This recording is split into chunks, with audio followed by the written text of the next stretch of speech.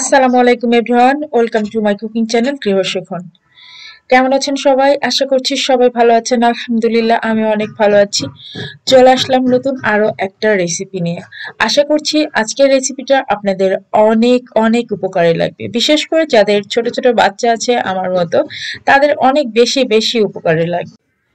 আজকের এই special milk butter bread বানানোটা খুবই খুবই সোজা। তো এই মিল্ক বাটার ব্রেডটা কিভাবে বানিয়েছি সেটাই আজকে আপনাদের সাথে শেয়ার করব। চলুন শুরু করি আজকের রেসিপিটা। খুবই সহজ এবং দুর্দান্ত স্বাদের। এখানে আমি একটা বড় সাইজের স্টিলের বোল নিয়ে নিয়েছি।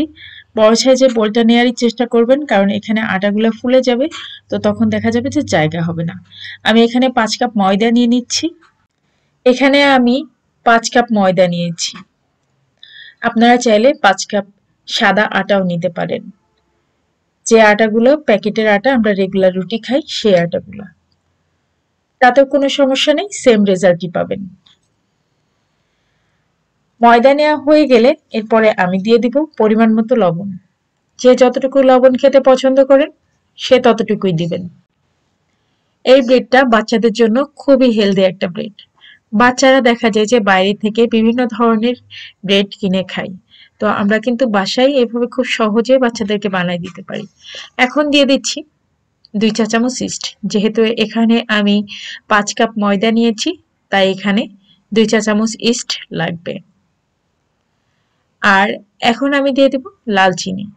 লাল চিনিটা আমি এখানে দিয়েছি 3/4 কাপ, মেজারমেন্ট কাপের 4 ভাগের 3 ভাগ। যেহেতু আমি এখানে 5 কাপ ময়দা নিয়েছি, তো সেহেতু এখানে 3/4 কাপ সুগার লাগবেই। আর চিনিটা দিতেই হবে, চিনিটা স্কিপ করলে ইস্টটা কাজ করবে না। ইস্টটা কাজ করার জন্য চিনি দিতেই হবে। দিয়ে দিলাম মেজারমেন্ট কাপের 1 কাপ গুঁড়া দুধ। আর তারপরে সব শুকনো উপকরণগুলো খুব ভালো করে আমি মিশিয়ে নিচ্ছি। শুকনো উপকরণগুলো ভালোভাবে এভাবে মিশিয়ে নেওয়াটা খুবই জরুরি। এতে করে ইস্টটা সুন্দর মতো কাজ করবে এবং আটাটা সুন্দর মতো ফুলবে। এখন আমি কুসুম গরম দুধ এর মধ্যে মিশিয়ে দিচ্ছি। কুসুম গরম দুধটা দিয়েই আমি ডোটা তৈরি করব।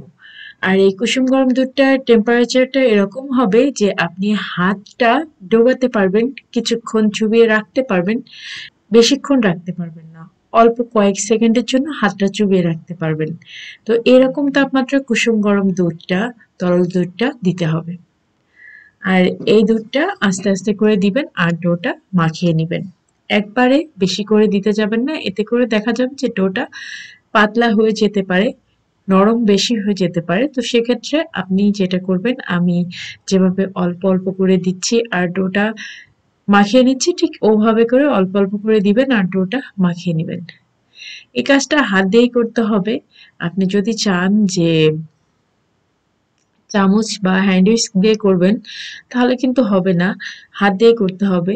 রান্না করতে আসবেন আর হাতের স্পর্শ লাগাবেন না, তা তো হবে না। রান্না করতে আসলে হাতের স্পর্শ লাগাতেই হবে, তাই এই আটার ডোটা হাত দিয়েই মাখাতে হবে। ডোটা আমার মাখিয়ে নেওয়া হয়ে গিয়েছে। আর এখন আমি এই ডোয়ের উপরে কিছুটা অয়েল ব্রাশ করে রেখে দিব। এখানে আমি বেশ কিছুটা অলিভ অয়েল নিয়ে নিলাম আর ডোয়ের চারিপাশে ভালো করে মাখিয়ে নিচ্ছি। এতে করে ডোটা উপর থেকে শুকিয়ে যাবে না, ডোয়ের আর্দ্রতা ঠিক থাকবে। আর এখন একটা র্যাপিং পেপার দিয়ে র্যাপ করে আমি ঢেকে রাখছি।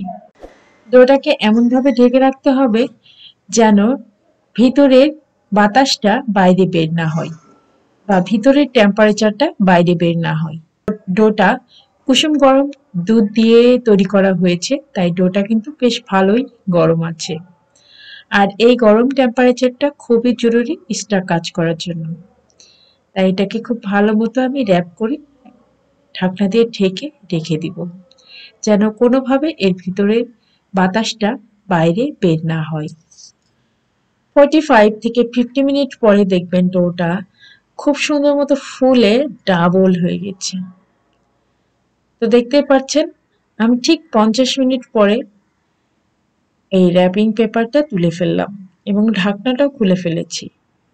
আর দেখেন ডোটা ফুলে একেবারে ডাবলেরও ডাবল হয়ে গিয়েছে। আর এখন আমি এর ভেতর থেকে সমস্ত বাতাসগুলা বের করে দিচ্ছি। ইস্টটা খুব ভালো মতো কাজ করেছে, যার কারণে ডোটা খুব সুন্দর মতো ফুলেছে। এখন খুব ভালো করে চেপে চেপে মুথে নিতে হবে, যেন ভিতরে কোনো ধরনের বাতাস বা এয়ার বাবলস না থাকে। এভাবে চেপে চেপে ভালো করে মুথে নিতে হবে।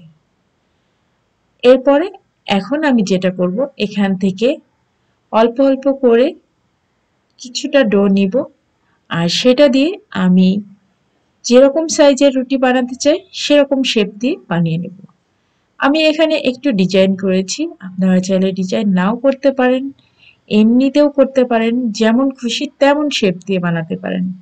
আমি একটু ডিজাইন করেছি বাচ্চাদের জন্য, কারণ বাচ্চারা একটু ডিজাইন থাকলে খেতে পছন্দ করে, তাই আর কি। ডিজাইনটা আপনাদের বোঝার স্বার্থে আমি একদম আস্তে আস্তে করে ভিডিওটা দেখাচ্ছি, কোনো রকম টানিনি। এরকম ভাবে ডোয়ের থেকে দুইটা টুকরা নিয়েছি, আর সেটাকে লম্বা শেপ দিয়ে আমি একটু বেলে নিচ্ছি হাত দিয়েই। এরকম লম্বা শেপ করে নিতে হবে। এরপরে যেটা করতে হবে, এই লম্বা শেপটা করার পরে আপনি যতটা খুশি লম্বা করতে পারেন। এরপরে এটাকে দুই মাথা একসাথে করে জয়েন্ট দিতে হবে। তো আমি যতখানি সম্ভব লম্বা করে নিচ্ছি। লম্বা করে নেওয়ার পরে এরপরে এটার দুই মাথা একসাথে জোড়া দিয়ে দিব, মানে একটু টিপ দিয়ে লাগিয়ে নিব। এরপরে এটাকে জাস্ট পেঁচাবো, একটার সাথে আরেকটা পেঁচাবো। তো এভাবে করে আমি আমার ইচ্ছা মতো ডিজাইন বানাচ্ছি। আপনারা চাইলে আপনাদের ইচ্ছা মতো বানিয়ে নিতে পারেন। তো এটা করার একটাই কারণ, বাচ্চারা খেতে খুব পছন্দ করে আর এটা দেখতে খুব ভালো হয়। তো এখন আমি এটাকে এই যে এভাবে করে শেপ করে নিলাম। এখন এটাকে আমি একটা ট্রের উপরে রেখে দিব। ট্রের উপরে আমি আগেই বাটার পেপার বিছিয়ে নিয়েছি, আর বাটার পেপার বিছিয়ে তার উপরে আমি এই ব্রেডগুলা এভাবে করে রেখে দিব। আর ৪৫ থেকে ৫০ মিনিট আমি এগুলো ট্রেতে এভাবে করে রেখে দিব, বন্ধ করা ওভেনের মধ্যে। কোনো রকম ওভেন অন থাকবে না, এমনিতেই বন্ধ ওভেনের মধ্যে ঢুকিয়ে রাখবো। তো ৪০ থেকে ৫০ মিনিট পরে দেখবেন এগুলা অনেক ফুলে গেছে, মানে ডাবল হয়ে গেছে ফুলে। আপনারা দেখে এতক্ষণে নিশ্চয় বুঝতে পেরেছেন যে আমি কিভাবে ব্রেডগুলাকে বানিয়ে নিচ্ছি। তো এভাবে করে আমি সবগুলো ব্রেড বানিয়ে নেব। দুইটা বানানো কমপ্লিট হয়ে গেল। আর বাটার পেপারের উপরে কোনো অয়েল ব্রাশ করা দরকার নেই, বাটার পেপারের উপরে এমনিতেই রাখতে পারবেন। তো দুইটা তো একরকম ডিজাইনের দেখালাম, এখন আমি আপনাদের সাথে আরেকটা ডিজাইন শেয়ার করি। তো আমি এরকম ভাবে সবগুলা ব্রেড এক একটা ডিজাইন করে বানিয়ে নিয়েছি। এর পরের ভিডিওতে আমি আপনাদের সাথে আরেকটা ব্রেডের রেসিপি শেয়ার করব। সেটাও কিন্তু বাচ্চাদের খুবই পছন্দের একটা ব্রেড আইটেম। আর এটা যেহেতু মিল্ক ব্রেড, বাচ্চাদের জন্য খুবই স্বাস্থ্যকর। বাচ্চারা বাইরে থেকে যেসব বনরুটি পাউরুটি কিনে খায় তার থেকে এটা অনেক বেশি স্বাস্থ্যকর এবং অনেক বেশি লোভনীয়। তো দেখেন আমি আপনাদের সাথে আর একটা ডিজাইন শেয়ার করছি। তো এরকম আপনারা যে কোনো ডিজাইন বানিয়ে নিতে পারেন, যে কোনো ডিজাইন। এটা একটু রুটি বেলেছি, তারপরে এই যে এরকম করে বানিয়ে নিয়েছি, ব্যাস হয়ে গেল আরেকটা ডিজাইন। আমি এরকম কয়েকটা ডিজাইনের বানিয়ে এভাবে ট্রেতে রেখে দিলাম। এখানে আমি দুইটা ডিজাইনের ব্রেড বানিয়েছি। এখন এগুলাকে আমি বন্ধ ওভেন, মানে কোনো হিট থাকবে না ওভেনে, এমনি বন্ধ করা ওভেনের মধ্যে আমি এগুলাকে রেখে দেব 40 থেকে 45 মিনিট। এর মধ্যে এগুলা ফুলে ডাবল হয়ে যাবে। তো দেখেন ঠিক 45 মিনিট পরে আমি ওভেন থেকে বের করে নিয়ে এসেছি। আর এখন আমি এটার উপরে কিছুটা লিকুইড মিল্ক, ঠান্ডা তরল দুধ ব্রাশ করে নিচ্ছি। এই দুধটা অবশ্যই ব্রাশ করে নেবেন, এতে করে রুটিটা উপরের কালারটা খুব সুন্দর আসবে, খুবই সুন্দর আসবে। তো উপরের কালারটা সুন্দর আসার জন্য আপনারা এভাবে একটু তরল দুধ ব্রেডের উপরে ব্রাশ করে নেবেন। তো আমি আমার দুইটা ডিজাইনের ব্রেডের উপরে দুধ ব্রাশ করে নিচ্ছি। দুধটা কিন্তু গরম হবে না, দুধটা কিন্তু ঠান্ডা হবে। আবারও বলে দিচ্ছি, ঠান্ডা দুধ হবে।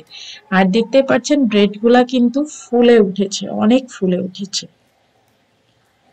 তো এরকম করে 40 থেকে 45 মিনিট এরকম ওভেনের মধ্যে এমনিতেই রেখে দিবেন, এতে করে ব্রেডগুলা সুন্দর ফুলে উঠবে। আর এটাকে বেক করতে হবে 180 ডিগ্রি সেলসিয়াস তাপমাত্রায় 40 মিনিট। 180 ডিগ্রি সেলসিয়াস তাপমাত্রায় আমি 40 মিনিট বেক করেছি। আর এখন আমি গলানো বাটার অথবা ঘি দিতে পারেন ব্রাশ করে, গলানো ঘি। আমি এখানে গলানো বাটার ব্রাশ করে দিচ্ছি। আমার কিন্তু রুটিগুলা বেক করা হয়ে গেছে। আমি 180 ডিগ্রি সেলসিয়াস তাপমাত্রায় ইলেকট্রিক ওভেনে 40 মিনিট বেক করেছি। আর এখন এগুলার উপরে আমি গলানো বাটার ব্রাশ করে নিচ্ছি। এই বাটারটা ব্রাশ করার ফলে রুটিগুলো এত সফট থাকবে যা আমি আপনাদেরকে বলে বোঝাতে পারছি না। রুটিগুলো ভীষণ ভীষণ সফট থাকবে। আর এই রুটিগুলো এমনিতেই প্রচুর সফট হয়, কারণ এটা সম্পূর্ণ দুধ দিয়ে ডোটাকে বানানো হয়েছিল, যার কারণে রুটিটা খুবই সফট থাকে। আর এই বাটারটা দেওয়ার কারণে আরো বেশি সফট হয়। তো এভাবেই আপনারা খুবই মজাদার মিল্ক বাটার ব্রেড বাচ্চাদেরকে বানিয়ে দিতে পারেন খুবই স্বাস্থ্যকরভাবে। আমি এই মিল্ক বাটার ব্রেডটা বানিয়েছি আমার বেবিদের জন্য। আপনারা চাইলে আপনাদের বাচ্চাদের এভাবে করে স্বাস্থ্যকর ভাবে বানিয়ে দিতে পারেন এরকম মজাদার মজাদার ব্রেড। এটা একদিন বানিয়ে আপনি নর্মাল ফ্রিজে মিনিমাম 7 দিন সংরক্ষণ করতে পারেন এবং খাওয়ার আগে মাইক্রোওয়েভে কিছুটা গরম করে নিতে পারেন। 30 সেকেন্ডের মতো গরম করে নিলেই একেবারে গরম গরম মিল্ক বাটার ব্রেড আপনি খেতে পারবেন। তো একদিন বানিয়ে এটা কিন্তু আপনি 7 দিন সংরক্ষণ করে খেতে পারবেন ইজিলি। নর্মাল ফ্রিজে যখন আপনি রাখবেন, ফ্রিজ থেকে বের করে যে শুধু মাইক্রোওয়েভে গরম করে খেতে হবে সেটা কিন্তু না। আপনি চাইলে এটা ফ্রাই প্যানে একটু গরম করে নিতে পারেন। কোনো রকম তেল লাগবে না, জাস্ট চুলাটা অল্প একটু তাপ দিবেন, বেশি তাপ দিবেন না। অল্প তাপে চুলার মধ্যে একটা ফ্রাই প্যান বসাবেন, তার মধ্যে একটা পাউরুটি দিবেন, এই যে এই মিল্ক বাটার ব্রেডটা দিবেন, দিয়ে ঢাকনা দিয়ে ঢেকে জাস্ট 30 সেকেন্ড বা 40 সেকেন্ড এরকম একটু হালকা হিটে বসিয়ে রাখবেন। তাহলেই দেখবেন যে গরম গরম মিল্ক বাটার ব্রেড রেডি হয়ে গেছে। তো এভাবে একদিন বানিয়ে কিন্তু আপনারা 7 দিন ইজিলি খুব সুন্দর মতো খেতে পারেন। ভিডিওটা ভালো লাগলে অবশ্যই আমার চ্যানেলটা সাবস্ক্রাইব করবেন, পাশে থাকা বেল আইকনে একটা প্রেস করে দিবেন। এতে করে আমি যে কোনো ভিডিও দিলে তার নোটিফিকেশন আপনার কাছে পৌঁছে যাবে আর সহজে আপনি আমার নতুন ভিডিওটা দেখে নিতে পারবেন। তো আজকের মতো এই ভিডিওটা আমি শেষ করব। দেখা হবে, কথা হবে ইনশাল্লাহ, যদি বেঁচে থাকি তাহলে পরের কোনো ভিডিওতে। সবাই ভালো থাকবেন, আমার বাচ্চাদের জন্য সবাই দোয়া করবেন, আমার পরিবারের জন্য, আমার জন্য সবাই দোয়া করবেন। তো আজকের মতো এখানেই শেষ করছি। আল্লাহ হাফিজ।